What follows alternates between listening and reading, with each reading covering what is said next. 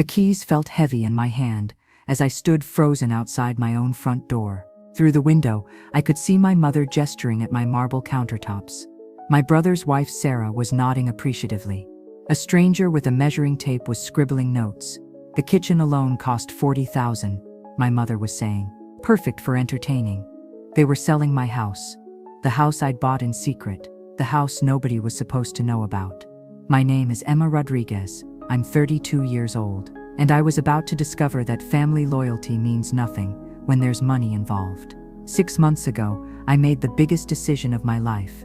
After years of saving every penny, working double shifts as a registered nurse, I finally had enough for a down payment on my dream home. A beautiful Victorian in the historic district of San Antonio. 4 bedrooms, 3 bathrooms, and a garden that took my breath away. But I didn't tell anyone. Not my parents. Not my brother Marcus. Not a single soul. Now, I know what you're thinking. Why would anyone keep something this amazing a secret from their family? Well, if you've ever had family members who think your success belongs to everyone, you'll understand exactly why I did what I did. Growing up in a family where every dollar was scrutinized, every purchase questioned, I had learned to keep my financial business private. My parents had always treated money like a family asset. When I got my first job at 16, they borrowed my paycheck for household expenses. When I received my nursing degree, they suggested I move back home to help with bills. I loved my family, but I had learned that love and money don't mix well in the Rodriguez household.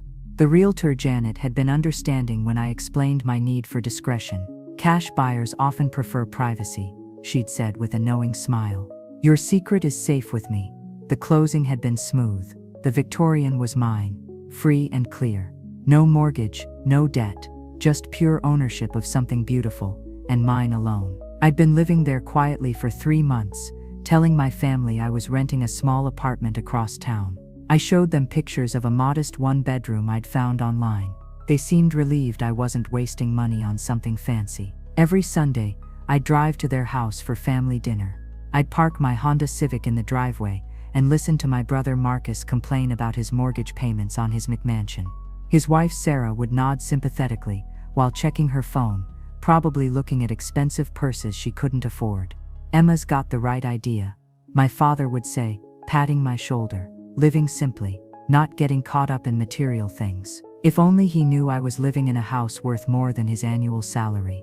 Can you imagine sitting at that dinner table, listening to them talk about financial responsibility, while you're secretly living in a house worth more than they make in 5 years? The irony was almost too much to bear. But today, that secret was about to explode in the worst possible way. I'd left work early with a migraine, something that rarely happened. The hospital was short-staffed, but my supervisor had taken one look at my pale face and ordered me home. All I wanted was to collapse in my own bed, in my own house, away from the world.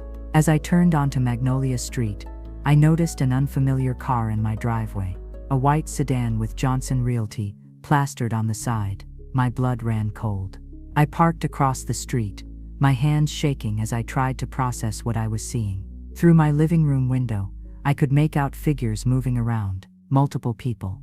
In my house that nobody was supposed to know about. I crept closer, staying low behind the hedge that separated my property from the neighbors. That's when I heard my mother's voice, clear as day, drifting through the slightly open window. The previous owner had exquisite taste, she was saying. Look at these hardwood floors. Original, of course. Previous owner? My heart pounded so hard, I was sure the neighbors could hear it. I moved to the side window, where I could see into the kitchen. There was my mother, Maria Rodriguez, wearing her best dress and gesturing like she owned the place. Sarah, my brother's wife, was running her hand along the granite countertops I'd saved 2 years to afford. And there was a woman I didn't recognize, professionally dressed, holding a clipboard. The asking price is $500,000, my mother continued. But there's room for negotiation. $500,000. That was exactly what I'd paid for the house. It's perfect, Sarah breathed, opening cabinets and drawers like she was already planning where to put her dishes. Marcus will love the home office upstairs. My legs nearly gave out. They weren't just showing the house. They were planning to buy it, for Marcus and Sarah. But how did they even know about it? Before I tell you what happened next, Let me ask you this. What would you do if you caught your own mother trying to sell your house? Would you confront them immediately, or would you try to gather more information first? Let me know in the comments what you think you would have done. I watched in stunned silence as the realtor, not Janet, someone I'd never seen, measured windows and took notes. My mother was answering questions about neighborhood amenities, school districts, and property taxes. She knew details about my house that I'd never shared with anyone. The betrayal cut deeper than any physical pain I'd ever experienced. This wasn't just about the house. This was about trust, about family, about the fundamental belief that the people who raised you wouldn't literally sell you out. I had two choices: sneak away and pretend this never happened, or march in there and demand answers. The old Emma, the one who kept secrets to keep peace, would have chosen option one. But this new Emma, the one who owned a Victorian mansion through sheer determination and sacrifice, chose differently. This was my fight or flight moment. And let me tell you, after years of being the family doormat, I was done running. What happened next will leave you speechless. I walked to the front door and used my key. The sound of the door opening made all conversation stop. My mother looked up from her animated discussion about the crown molding, her face shifting from surprise to something that looked almost like guilt. "Emma," she said, forcing brightness into her voice.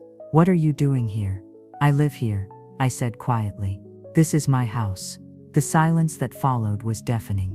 The realtor looked confused, glancing between me and my mother. Sarah's mouth literally fell open. My mother's face went through several expressions before settling on defiance. "Don't be ridiculous," she said with a nervous laugh. "You live in that little apartment on Cedar Street." "No," I said, my voice getting stronger. "I live here, in this house, that I bought 6 months ago." The realtor cleared her throat. "I'm sorry, I think there's been some confusion. Mrs. Rodriguez told me this property belonged to the family, and that she had authority to sell it." I pulled out my phone and opened my banking app, showing the recent mortgage-free property tax payment. "This is my house. My name is on the deed." I have no idea why my mother is here showing it to buyers. But even as I said it, pieces were falling into place. The questions about my finances lately, my mother's sudden interest in my apartment hunting, the way she'd insisted on having my spare key for emergencies. She'd been planning this, but how long, and why? The realtor left quickly, apologizing profusely, and promising to cancel any pending contracts. Sarah followed soon after, shooting accusatory looks at my mother, as if this was somehow her fault for believing obvious lies. That left me alone with my mother in the home I'd worked so hard to buy. "How long have you known?" I asked, sinking onto my own couch. My mother sat across from me, her defiant expression cracking. "A month," she admitted. "Maybe 6 weeks." "How?" "I needed to drop off those tax documents you asked for. I used your spare key. When I saw the house," she gestured around the room, "I knew you couldn't afford this on a nurse's salary. Not without help." "So you assumed I was lying? Stealing? What exactly did you think?" "I thought maybe you'd found a sugar daddy," she said bluntly. "Some older man taking care of you. It wouldn't be the first time a pretty girl traded up." The insult hit like a slap. "So instead of asking me directly, you decided to sell my house out from under me?" "Marcus and Sarah need a bigger place," she said, as if that explained everything. "Their apartment is too small for when they start having children. You're single, you don't need all this space." I stared at her, trying to comprehend the logic. "So you thought you'd just redistribute my house, like some kind of family communist system? Can you believe the audacity? She literally thought she could redistribute my house like it was some kind of family asset. Don't be dramatic. I was going to give you your money back. Most of it anyway." "Most of it." She had the grace to look uncomfortable. "Well, Marcus would need to handle the transaction fees, and there would be realtor costs. But you'd come out ahead." "I paid cash for this house," I said slowly. $500,000, cash." Her face went white. "That's impossible. I've been saving since I was 16. Every overtime shift, every holiday bonus, every tax refund. I lived with roommates when I could have afforded my own place. I drove used cars when I wanted something nicer. I sacrificed for years to buy this house." The weight of my words seemed to hit her all at once. This wasn't inherited money or a boyfriend's generosity. This was my money, earned through years of careful planning and relentless work. But instead of pride or apology, I saw something else in her eyes. Resentment. "Why didn't you tell us?" she demanded. "We're your family. We should have been part of this decision." And there it was. The real issue. Not that I'd bought a house, but that I'd bought it without asking permission. "Part of what decision?" I asked. "It's my money, my life, my choice. Nothing is just yours when you're part of a family," she snapped. "We all make sacrifices for each other. When your father lost his job 3 years ago, did we ask you to contribute to household expenses?" "Yes," I said flatly. "You asked me for $2,000 a month until he found work, which I gave you. And when Marcus needed help with his business startup, I loaned him $15,000, which he's never paid back." "Family doesn't keep track of debts," she said dismissively. "But family apparently helps themselves to each other's houses." She stood up, pacing to the window. "You're being selfish, Emma. Marcus and Sarah are planning to start a family. They need stability, space, a good school district. You have all of this, and you're wasting it on yourself. I'm a single woman who works 60-hour weeks. I come home exhausted, and I deserve a beautiful space to recover in. How is that wasteful? Because you could have helped your family instead." There it was. The truth behind the betrayal. She wasn't angry that I'd kept a secret. She was angry that I'd spent my money on myself instead of solving everyone else's problems. So the plan was what? Sell my house to Marcus and Sarah at a discount. And I'd just, what? Go back to apartment hunting. "Marcus would have paid fair market value," she said defensively. "With what money? You just said he needed a bigger place because he can't afford one. Where was he going to get $500,000? Her silence was answer enough. "You were going to sell him my house for whatever he could afford, weren't you? Maybe 200,000? 3? And I was supposed to be grateful for the family discount. It would have been a good investment for him," she said weakly. I laughed, but there was no humor in it. An investment. With my house, and my money. My phone buzzed. A text from Marcus. "Mom says there's been some kind of misunderstanding about a house. Call me." "You told him," I said, showing her the message. "He has a right to know what's happening. What's happening is that his mother tried to steal his sister's house." But even as I said it, I knew that wasn't how the story would be told in my family. By the time it reached Marcus, I'd be the selfish daughter who'd hidden assets from her struggling family. The ungrateful child who'd forgotten where she came from. That's when I realized this wasn't just about the house anymore. This was about something much deeper. Marcus arrived within an hour, and he didn't come alone. Sarah was with him, along with my father. Apparently, this was now a family crisis requiring an intervention. They sat in my living room like a tribunal, with my mother having already briefed them on her version of events. I could see it in their faces. I was the defendant, not the victim. "Emma," my father began in his most reasonable voice, "we need to discuss this situation." "What situation would that be, Dad?" "The one where Mom tried to sell my house without my permission. The situation where you've been lying to your family for months," Marcus interjected. "Living in this mansion while watching us struggle with bills." "I'm not responsible for your bills," I said evenly. "I've already loaned you money you never paid back." "That was different," Sarah said, speaking for the first time. "That was family helping family. This is just hoarding." "Hoarding? I bought one house." "One. While your brother is crammed into a 2-bedroom apartment," my mother added. "While your father and I are dealing with a leaky roof we can't afford to fix." The manipulation was breathtaking. Within hours, my accomplishment had been reframed as a betrayal of family values. "Let me ask you something," I said, standing up. "If I had told you 6 months ago that I was buying this house, what would have happened?" The uncomfortable silence told me everything. "You would have asked me to buy something smaller and give Marcus the difference for his house fund. You would have suggested I put both names on the deed for tax purposes. You would have found 50 ways to make my success about everyone else's needs." "That's not true," my father said, but his voice lacked conviction.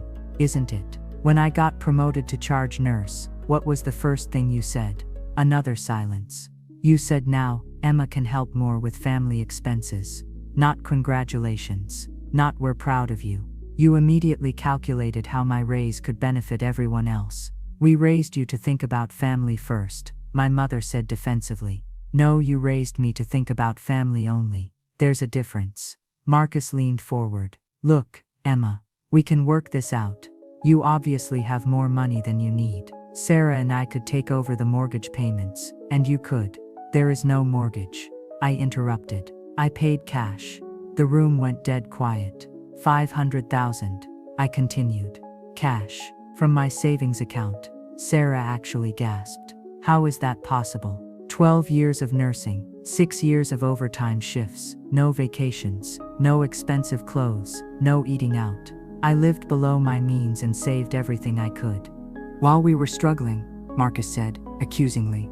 While you were making different choices, I corrected. You bought a new truck when your old one worked fine. Sarah spends $300 a month on her hair alone. You took that cruise to Mexico last year while complaining about money. Those were necessities, Sarah protested. Were they? Because I haven't had a professional haircut in 2 years. I haven't bought new clothes in 18 months. I haven't taken a vacation since I started saving for this house. I made sacrifices. You made excuses. The truth was harsh, but it needed to be said. This is exactly what I was afraid of, my mother said. Money has changed you, Emma. Made you cold. Money didn't change me, I replied. Your reaction to my success did. I walked to the mantelpiece where I kept important documents and pulled out a folder. Inside were bank statements, savings account records, and investment portfolios dating back 6 years. Do you want to know why I didn't tell you about the house? I asked, spreading the papers on the coffee table. Look at these. They leaned forward reluctantly. These are records of every time someone in this family has asked me for money. Dad's car repair, $3,000. Marcus's business loan, $15,000. Mom's medical bills, $4,500. Sarah's credit card debt that Marcus couldn't cover, $7,000. I pointed to each transaction, watching their faces as the numbers added up. $42,000 over the past 6 years. Given freely, never asked to be repaid, never questioned. And you know what I never heard? Thank you. We were grateful, my father said quietly. Were you? Because every time I helped, it became the new normal. The expectation that Emma would fix whatever went wrong. That's what family does, my mother insisted. Is it? Tell me, when's the last time anyone in this room offered to help me with anything? When's the last time you asked how I was doing, what I needed, what my goals were? They looked at each other uncomfortably. I'll tell you when. Never, because I was the stable one, the reliable one, the one who didn't need anything because she was too busy providing for everyone else. Marcus shifted in his seat. That's not fair, Emma. We care about you. You care about what I can do for you. There's a difference. I gathered up the papers and put them back in the folder. Here's what's going to happen, I said, my voice steady and calm. This is my house. I bought it. I own it, and I'm keeping it. If anyone has a problem with that, you're welcome to leave. Emma, my father pleaded. Don't let money destroy this family. I'm not the one destroying anything. I worked hard, achieved a goal, and bought something I wanted. The fact that you see that as a betrayal says everything about what's wrong here. Sarah stood up abruptly. This is ridiculous. Come on, Marcus. Let's go look at actual houses we can afford. But Marcus didn't move immediately. He was staring at the bank statements I'd shown them, and I could see something shifting in his expression. Maybe it was finally dawning on him how much I'd given over the years. $42,000, he said quietly. Plus interest, it would be about $58,000 today, I said. But who's counting, right? Actually, I was counting, and I was done pretending that my generosity was invisible. Sometimes you have to put the numbers on the table to make people see the truth. He looked up at me, and for the first time in years, I saw my little brother instead of someone with his hand out. I didn't realize, he said. Most people don't. They just see what they need, not what others sacrifice to provide it. The room fell quiet as the weight of that settled on everyone. After Marcus and Sarah left, my parents lingered awkwardly in my living room. The anger had drained out of the confrontation, leaving behind something more complicated: hurt, disappointment, and the slow realization that our family dynamic had been built on a foundation of unequal sacrifice. I still don't understand why you kept it secret, my mother said finally. I sat down across from her, suddenly exhausted. Do you remember when I graduated nursing school? She nodded. I was so excited to tell everyone about my first job offer. Good salary, great benefits, opportunities for advancement. And the first thing you said was, "Now you can help us with the mortgage." "We were proud of you," she protested. "No, you were relieved. Relieved that your financial problems were about to become my financial problems." My father spoke up. "We never asked you to sacrifice your own dreams, Emma. Didn't you? Every time I mentioned wanting to travel, you'd bring up some family expense. Every time I talked about buying a car or getting my own place, suddenly there was a crisis that needed my attention. We didn't mean to." "I know you didn't mean to," I interrupted. "But that doesn't change what happened. I've been supporting this family since I was 18 years old, and I got tired of asking permission for my own life." The silence stretched between us, filled with 20 years of unspoken resentment and unacknowledged sacrifice. "The house," my mother said slowly. "It really is beautiful. Thank you. You have good taste. I learned from you, actually. Remember those home improvement shows we used to watch when I was little? You'd point out details, explain why certain colors worked together, why good craftsmanship mattered." She smiled sadly. "You were always such a good listener. I still am. But I'm done being the only one who listens." My father cleared his throat. "What happens now, Emma? With the family, I mean?" It was a good question. The trust was broken, but that didn't mean it couldn't be rebuilt. It would just require some new boundaries. "Now we learn to be a family where everyone gives and receives," I said. "Where success is celebrated, not redistributed. Where help is appreciated, not expected." "And if we can't do that?" my mother asked. "Then we'll learn to love each other from a distance." It wasn't the answer she wanted, but it was the only honest one I could give. 3 months later, my house felt like home in a way it never had before. Not because I'd changed anything about the physical space, but because I was finally free to enjoy it without guilt or secrecy. Marcus had called the week after our confrontation, not to ask for anything, just to talk. He'd been doing some thinking about our family patterns, and he didn't like what he'd discovered about himself. "I owe you money," he'd said. "A lot of money.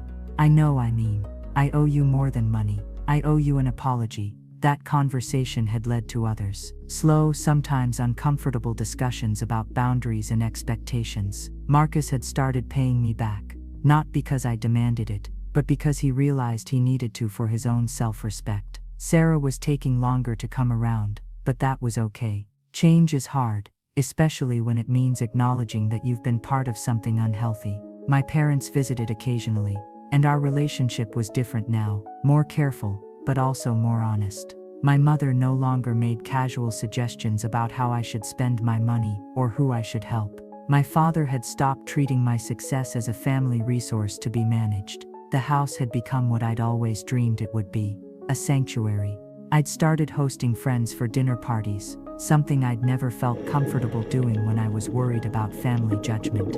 I joined a book club that met in my living room once a month. I'd even started dating someone, a fellow nurse who appreciated both my ambition and my boundaries. But the most important change was internal. I'd stopped apologizing for my success, stopped downplaying my achievements to make others comfortable, stopped carrying guilt about having nice things when I'd worked hard to afford them. The morning I found my mother showing my house to potential buyers had been devastating. But in the months that followed, I'd discovered something valuable in the wreckage of that betrayal. I'd found my voice, I'd found my worth, and I'd found the courage to demand that my family treat both with respect. The envelope I could have handed my mother that day wouldn't have contained divorce papers. It would have contained a bill, an itemization of every sacrifice I'd made, every dollar I'd contributed, every dream I'd deferred for the good of people who saw my generosity as an obligation rather than a gift. But I didn't need to hand her that envelope. Because the moment I walked through my own front door and reclaimed my own house, I reclaimed something much more valuable than money. I reclaimed myself. 6 months ago, I was Emma Rodriguez, the family bank account, the reliable one who could always be counted on to solve everyone else's problems. Today, I'm Emma Rodriguez, homeowner, successful nurse, and woman who learned that loving your family doesn't mean sacrificing yourself for them. My house isn't just my greatest financial achievement, it's my declaration of independence. It's proof that I can work toward a goal without asking permission, achieve success without sharing credit, and build something beautiful without justifying why I deserve it. The Victorian stands in the historic district like a testament to what's possible when you stop letting other people define your worth. When you stop asking permission to want things. When you stop apologizing for being successful. And every morning when I wake up in my beautiful bedroom, looking out at my garden, I'm reminded that the best revenge against people who underestimate you isn't proving them wrong. It's proving yourself right. The house my mother tried to sell wasn't just stolen property. It was my stolen dreams being redistributed to people who had never sacrificed for them. But when I walked through that door and said I live here, I wasn't just reclaiming a house. I was reclaiming my right to want more, achieve more, and keep what I'd earned. And that right, once reclaimed, can never be taken away again. If this story resonated with you, if you've ever had to set boundaries with family members who saw your success as their opportunity, I want to hear from you. Drop a comment below sharing your own story. You might help someone else who's going through the same thing. And if you loved this story of standing up for yourself and reclaiming your worth, make sure you're subscribed because I share new stories every Tuesday and Friday that will inspire you to never settle for less than you deserve. Hit that notification bell so you never miss an upload, and check out the story in the description about the woman who discovered her husband had been secretly planning to leave her for months. Her revenge was absolutely legendary. Until next time, remember your success doesn't need anyone's permission, and your worth doesn't require anyone's approval. Keep standing up for yourselves out there, and I'll see you in the next one.